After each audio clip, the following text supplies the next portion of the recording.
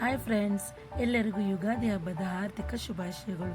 ಈ ಯುಗಾದಿ ಹಬ್ಬ ನಾವು ಮೊದಲು ಶುರು ಮಾಡುವುದು, ನಾವು ಸ್ನಾನ ಮಾಡಬೇಕು. ಹಾಗಾಗಿ ಬೇವಿನ ಎಲೆ ನೀರಲ್ಲಿ ಹಾಕ್ಕೊಂಡು ಎಣ್ಣೆ ಸ್ನಾನ ಮಾಡಬೇಕು.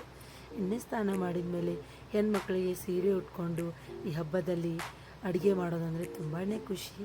ಹಾಗಾಗಿ ನಾವು ಈಗ ರೆಡಿಯಾಗಿ ಬೇವು ಬೆಲ್ಲ ಮಾಡ್ತಿದ್ದೀನಿ. ಅದಕ್ಕೆ ನಾನು ಒಂದು ಬೌಲಷ್ಟು ಪುಟಾಣಿ ಹಾಗೆ ಅರ್ಧ ಬೌಲಷ್ಟು ಬೆಲ್ಲ.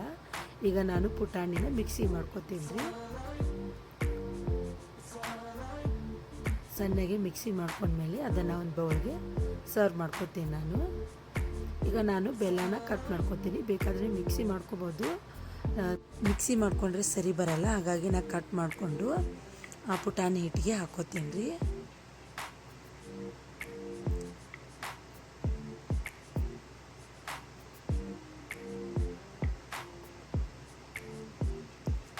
ಹಾಗೆ ನಾನು ಬೇವಿನ ಎಲೆ ತೊಗೊಂಡೇನಿ ರೀ. ಅದ್ರ ಬೇವಿನ ಎಲೆ ಒಳಗೆ ಹೂವಿರುತ್ತಲ್ಲ, ಹೂವನ್ನ ತೊಗೊಂಡು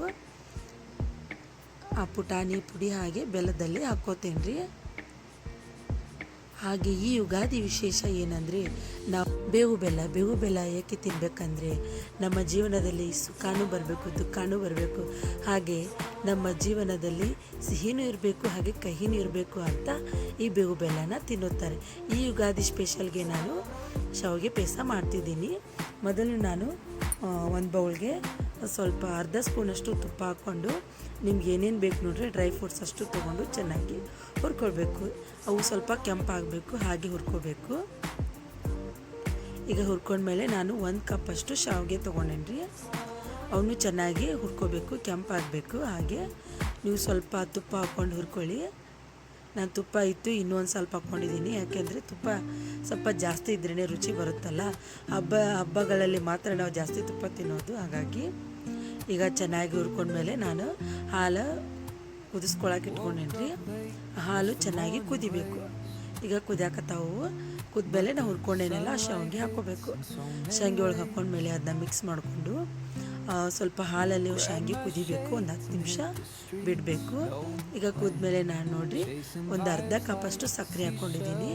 ನಮಗೆ ಸಕ್ಕರೆ ಸ್ವಲ್ಪ ಕಡಿಮೆನೇ ಇರಲಿ, ಹಾಗಾಗಿ ಕಡಿಮೆ ಹಾಕ್ಕೊಂಡೀನಿ. ಜಾಸ್ತಿ ಬೇಕಾದರೆ ಹಾಕ್ಕೊಳ್ಳಿ, ನಮ್ಗೆ ಇಷ್ಟೇ ಆದರೆ ನಾರ್ಮಲ್ ಆಗಿರುತ್ತೆ. ಈಗ ಸಕ್ಕರೆ ಚೆನ್ನಾಗಿ ಕರಗಿಸ್ಕೋಬೇಕು. ಈಗ ಡ್ರೈ ಫ್ರೂಟ್ಸ್ ಹುರ್ಕೊಂಡೇನಲ್ಲ ಅವ್ನು ಹಾಕ್ಕೋಬೇಕು.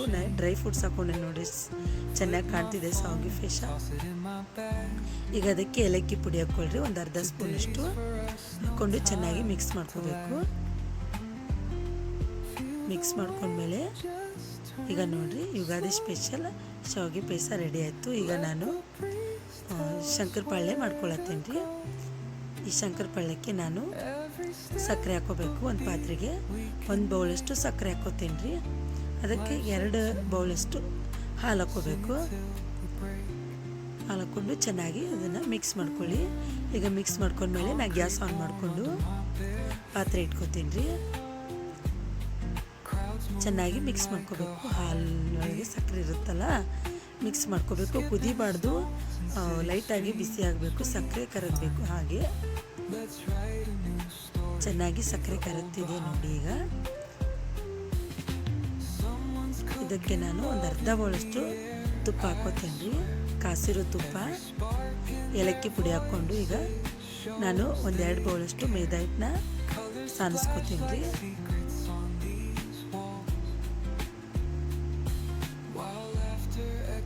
ನಿಮಗೆ ಮೈದಾ ಹಿಟ್ಟು ಬೇಡ ಅಂದರೆ ಗೋಧಿ ಹಿಟ್ಟೆಲ್ಲೂ ಮಾಡ್ಕೋಬೋದು, ಚೆನ್ನಾಗಿರುತ್ತೆ. ನಾವು ಮಾಡಿದ್ದೀನಿ, ಚೆನ್ನಾಗಿತ್ತು. ಈಗ ನಾನು ಅದಕ್ಕೆ ಸ್ವಲ್ಪ ಹಾಕ್ಕೊಂಡು ನಾದ್ಕೋಬೇಕು. ಈಗ ಹಾಲು ಸಕ್ಕರೆ ಹಾಕಿ ನಾವು ಕರಗಿಸ್ಕೊಂಡಿದ್ನೆಲ್ಲ ಅದನ್ನು ಸ್ವಲ್ಪ ಹಾಕ್ಕೊಂಡು ನಾದ್ಕೋಬೇಕು. ಪೂರ್ತಿಯಾಗಿ ಆರಬೇಕದು. ಆರಿದ ಮೇಲೆ ನಾದ್ಕೋಬೇಕು. ನೀವು ಜಾಸ್ತಿ ಹಾಕ್ಕೊಂಡ್ಬಿಟ್ರೆ ಆಮೇಲೆ ಜಿಗಿ ಆಗುತ್ತೆ. ಹಾಗಾಗಿ ಸ್ವಲ್ಪ ಹಾಕ್ಕೊಂಡು ನಾದ್ಕೊಳ್ಳಿ. ಈಗ ನೋಡಿ ಇದು ಕರೆಕ್ಟಾಗಿದೆ, ಈ ಹದವಾಗಿರಬೇಕು. ಸ್ವಲ್ಪ ತುಪ್ಪ ಹಚ್ಕೊಳ್ಳಿ. ಅದಕ್ಕೆ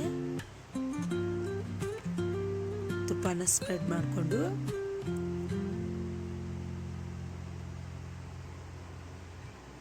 ಈಗ ಅದು ಕರೆಕ್ಟಾಗಿದೆ. ಈಗ ನಾನು ಚಪಾತಿ ಆಕಾರವಾಗಿ ರೌಂಡಾಗಿ ಲಟ್ಟಿಸ್ಕೊತೀನಿ ರೀ. ಸ್ವಲ್ಪ ದಿಪ್ಪನೇ ಲಟ್ಟಿಸ್ಕೊಳ್ಳಿ, ತೆಳ್ಳಗೆ ಲಟ್ಟಿಸ್ಕೋಬೇಡಿ.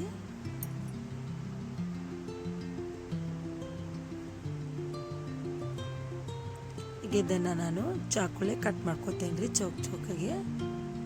ಬೇಕಾದರೆ ನೀವು ಪಿಜ್ಜಾ ಕಟ್ಟರಲ್ಲೂ ಕಟ್ ಮಾಡ್ಕೋಬೋದು.